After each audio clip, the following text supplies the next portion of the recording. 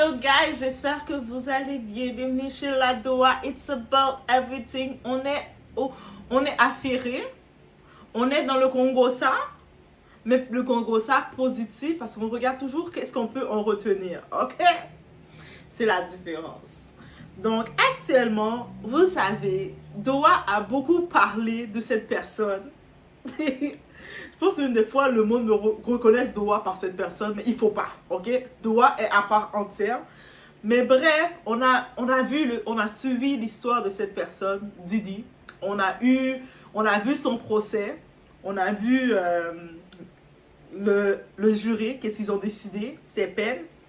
On a vu sa charge. Là, il est condamné à 50 mois de prison. Right? Bien entendu, on va rentrer dans un peu plus de détails parce que nous, on est affairés ici, ok? Donc, on va regarder les conditions de sa détention et de sa liberté surveillée. Parce qu'il faut savoir que même en liberté, il y a un protocole qui doit suivre pour sa réinsertion. Parce que c'est comme ça que quelqu'un qui est enfermé en prison, ça veut dire qu'on le retire de la société, parce qu'il n'est pas apte à être dans la société pour un moment. Lorsqu'on le réinsère dans la société, on ne le laisse pas comme ça. Viens mon petit oiseau, vole. Tu dois suivre un certain protocole, sinon à risque qu'on te retourne en dedans. Et c'est ça qu'on va regarder ensemble. Donc, yes, on parle de notre ami, de votre ami. C'est pas mon ami, c'est votre ami. Sean Diddy Combs vient officiellement de commencer sa peine après avoir été condamné à 50 mois de prison. Donc, sa peine commence.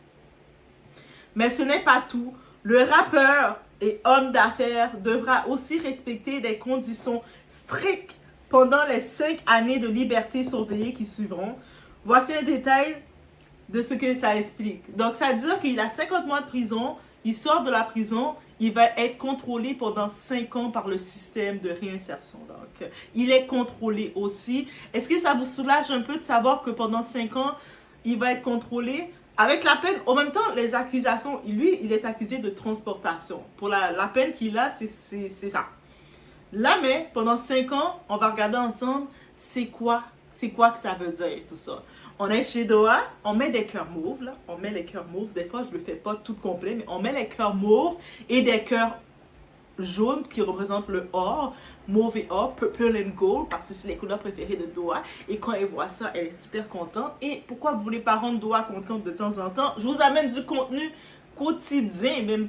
Vous voyez ça, vous me voyez passer là, et je suis sûre là, ceux qui sont abonnés, qui me voient passer, oh my god, elle a combien de vidéos par jour elle? Mais je vous tiens affairé, guys. Et puis je suis dans toutes les actualités, je suis partout, je voyage partout avec vous. Est-ce que c'est pas beautiful? Il faut des fois dire, pendant que je suis en train de le faire, il faut me donner de l'amour, parce qu'à un moment, je vais plus être là, et vous allez vous dire, oh, je me rappelle comment elle nous amenait du contenu, elle nous affairait. On n'avait même pas besoin d'aller chercher l'actualité, elle était toujours à jour.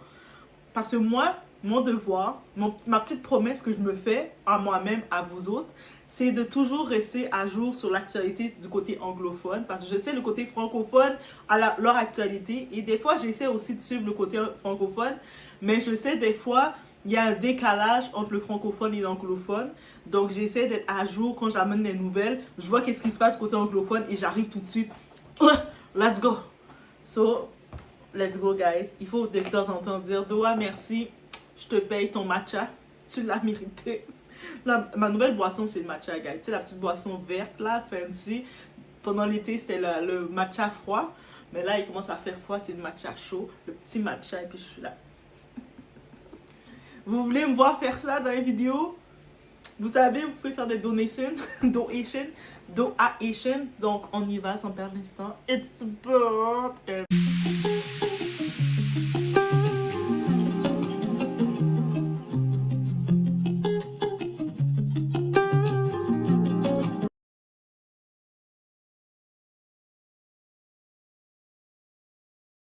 On le sait, on va pas revenir dessus. 50 mois derrière les barreaux, que vous êtes d'accord ou on n'est pas d'accord, qu'il n'est pas resté assez longtemps. Il a été condamné pour la peine qu'on l'a accusé. Bref, Didi purgera un peu plus de 4 ans dans un établissement fédéral.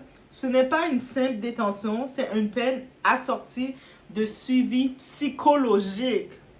Et ça me fait plaisir de voir ça. Il va donc avoir un suivi psychologique de restrictions personnelles et de programmes obligatoires qu'il va devoir faire.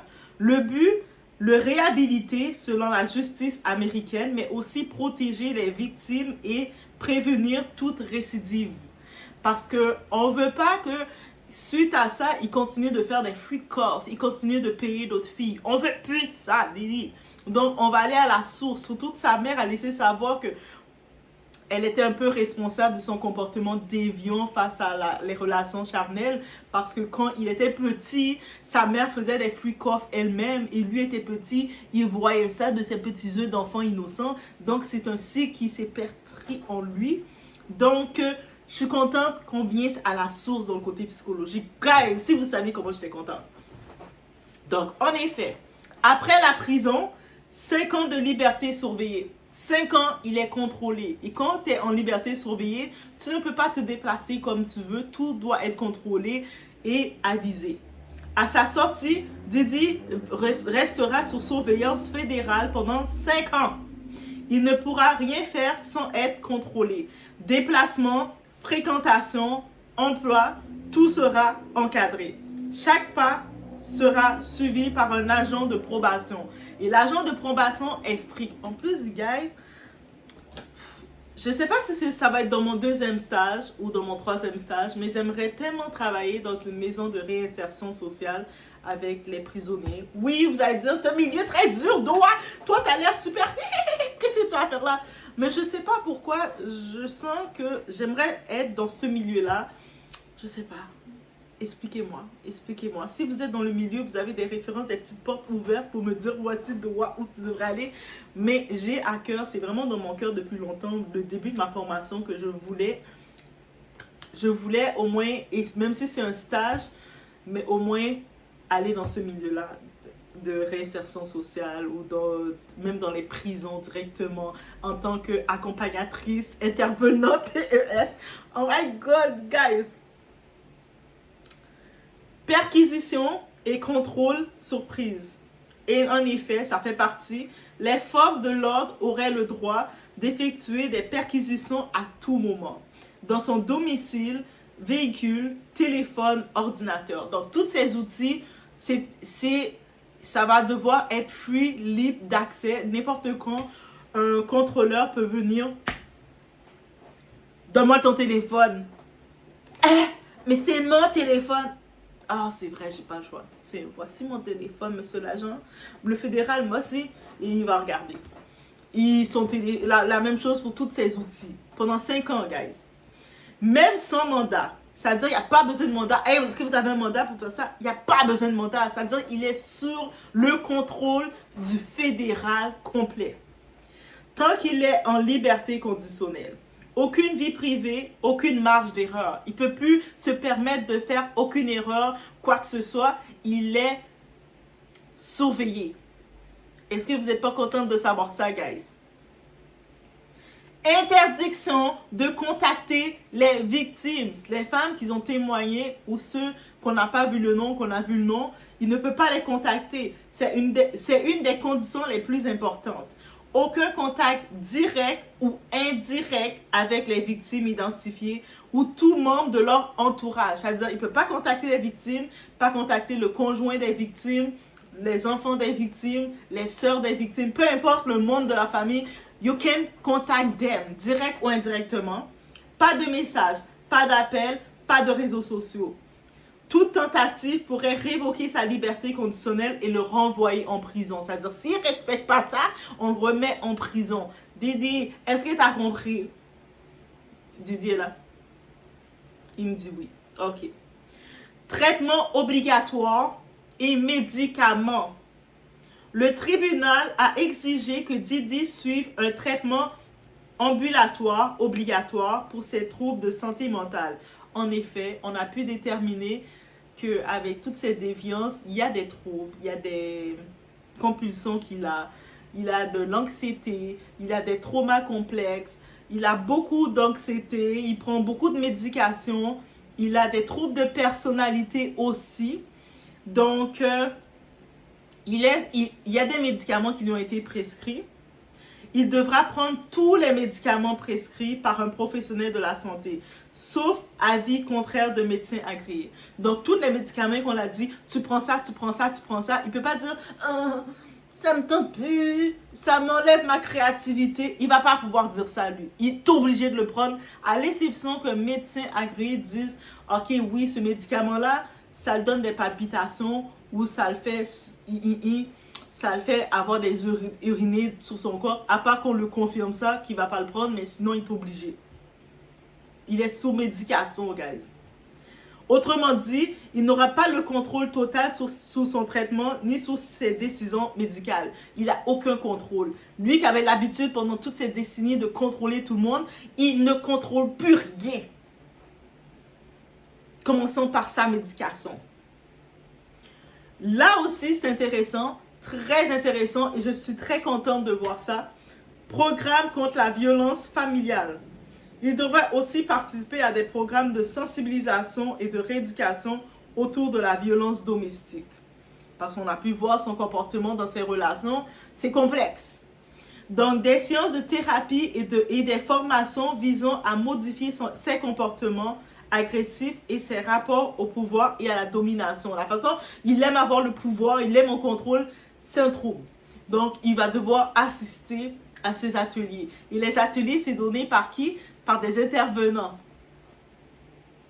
Alors, Didi, on va faire un jeu de marionnette. Oh my God. J'imagine tellement ma face faire ça, faire des animations comme ça. Est-ce que vous imaginez faire ça? Moi, je m'imagine, guys. Interdiction totale d'armes. On sait qu'aux États-Unis, ils ont droit, c'est pas comme au Canada ou en Europe, en France. Eux autres, aux États-Unis, il y a plusieurs États qui ont le droit de porter une arme. Mais pour le cas de Didi, il n'a pas le droit d'avoir aucune arme sur lui. You can't have it. Tu peux pas. Tu peux pas. Pendant les 5 années, surtout qui viennent. En fait, il lui est formellement interdit de posséder, acheter ou utiliser une arme à feu ou tout autre engin destructeur. Un seul écart pourrait lui coûter le reste de sa vie de liberté. Donc, il peut pas. Il ne peut pas en posséder. C'est terminé. C'est terminé, Didi. Pas de pow, pow, pow, pow, pow. You can do that.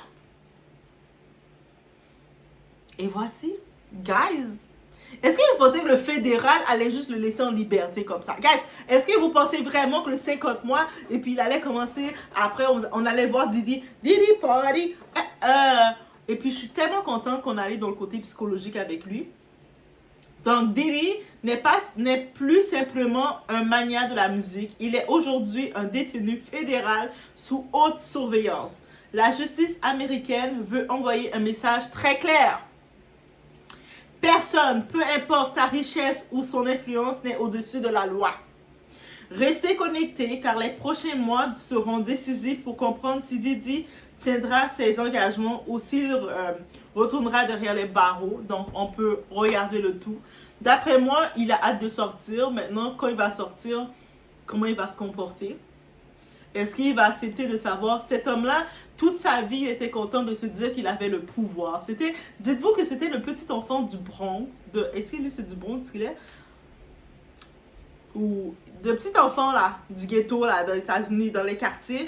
Il avait toujours... Non, il n'était pas dans un ghetto, lui. Pardon. Il était un petit peu dans un ghetto, parce que sa mère était un petit peu comme ça. Bref, mais c'est le petit garçon qu'il était, qui a vu beaucoup d'abus se faire et lui-même a été victime de beaucoup d'abus. C'est pour ça que je suis contente qu'ils ont mis un plan psychologique pour vraiment aller creuser sur l'état de Didi. Et dans quelques années, peut-être dans une dizaine d'années, je serais contente de voir que lui-même nous écrive un livre pour nous parler que d'un côté, on l'a vu comme un abuseur, le méchant, mais de l'autre côté, il a été une victime aussi. Et ça, j'aimerais ça aussi qu'il fasse ce livre-là pour le raconter. Et oui, guys! Voici qu'est-ce qu'il en était. C'était ma petite vidéo sur Didi, guys. De temps en temps, on doit parler de Didi. On peut pas ne pas parler de temps en temps de lui. C'est un personnage tellement palpitant de choses à dire. Mais c'est ça que je tenais à vous dire face à les peines. Laissez-moi savoir qu'est-ce que vous en pensez. C'est sûr qu'on ne va pas revenir sur pourquoi il a eu 50 mois. On se rappelle de quoi qu'il a été accusé. Il a été accusé de transportation de gens à titre de prostitution. à guise de prostitution. Toutes les autres peines, il n'a pas eu. S'il aurait eu les grosses peines, il aurait une peine de 50 mois. Là, on aurait été surpris. Mais pour la peine qu'on l'a accusé, c'est normal que c'est dans ces peines-là qu'il a eu, de ces charges-là. On l'a accusé de quoi? De comme, techniquement, tu n'as pas le droit de prendre quelqu'un, de le faire voyager d'un pays à un autre, à guise de la personne va se vendre son corps. C'est-à-dire que les victimes, c'était des prostituées qui vendaient leur corps. C'est ça que ça veut dire en gros. Donc là, oui, là, ça peine de 50 mois, mais moi, ce que j'aime, c'est de voir que le après, c'est quoi? Et qu'ils ont vraiment mis l'impact sur le côté psychologique et sur le côté qui doit prendre ses médicaments, et puis ils vont faire un suivi sur ça. C'est-à-dire, c'est un petit peu le plan d'intervention qu'on a regardé ensemble. Guys, je vous laisse sérieusement savoir ce que vous en pensez, et on se retrouve au prochain vidéo.